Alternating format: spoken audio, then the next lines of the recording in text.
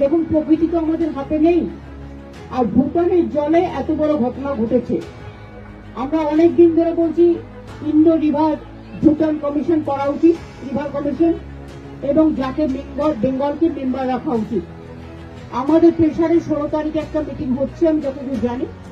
আমরা একজন অফিসারকে পাঠাবো, কিন্তু মনে রাখতে হবে এই যে ভুটানের জলে এত ক্ষতি হয়েছে, আমরা চাই যে ওরা ক্ষতিপূরণটাও দিক।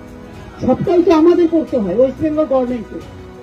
না দিল্লি 1 পয়সা দেয়, না কেউ 1 পয়সা। রিলিফ ক্যাম্পে কষ্ট করে আছেন, কারণ আপনাদের ঘর বাড়ি সব নষ্ট হয়ে গেছে। আমি আগের দিন এসেছিলাম, কিন্তু নাগরাকাটা ঢোকার আগের যে ব্রিজটা ছিল সেটা ভাঙা ছিল, ফলে আমরা আসতে পারিনি, অর্ধেক রাস্তায় এসে ফিরে গেছি। সেই ব্রিজটা আমরা করে দিয়েছি, এখন ওটা ঠিক হয়ে গেছে। পিডব্লিউডি কে থ্যাঙ্কস এবং ইঞ্জিনিয়ারদের। আজকে আপনাদের জন্য নদী পার হয়ে আপনাদের যাতায়াত করতে হচ্ছিল রাবার বোটে। ওখানে রাবার বোট রাখা আছে, কিন্তু একটা লোহার সরু রাস্তা করে দেওয়া হয়েছে, একটা ব্রিজের মতো ছোট্ট, যেটা দিয়ে আপনারা একজন একজন করে ওইটা দিয়ে যেতে পারেন, না জল দিয়ে যাওয়ার প্রয়োজন নেই। আপনাদের এখানে স্পেশাল ক্যাম্প চলছে। যাদের সার্টিফিকেট হারিয়ে গেছে, পাট্টা হারিয়ে গেছে, আধার কার্ড হারিয়ে গেছে, রেশন কার্ড নষ্ট হয়ে গেছে, জলে খুঁজে পাননি, বাচ্চাদের স্কুল সাर्टिफिकेट नष्ट हो गए, बई नष्ट हो गए, मेहरबानी करके आप लोगों ने एक काम करो, आप कैंप पे लिखा लो आपको घर नष्ट हुआ कि नहीं, अगर हुआ तो कितना तक हुआ, सब डॉक्यूमेंट আপনারা এখান থেকে পেয়ে যাবেন।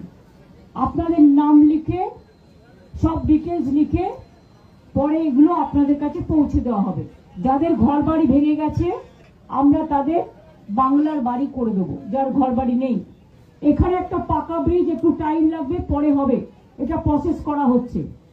2 হচ্ছে খয়ের কাটা জায়গা আমায় বললো যে ওদের একটা প্রাইমারি স্কুল আছে, কিন্তু ওরা ফরেস্টের ভেতর দিয়ে যেতে পারে না ভয়ে, সেই জন্য ওদের একটা সেকেন্ডারি স্কুল করে দিলে ভালো হয়।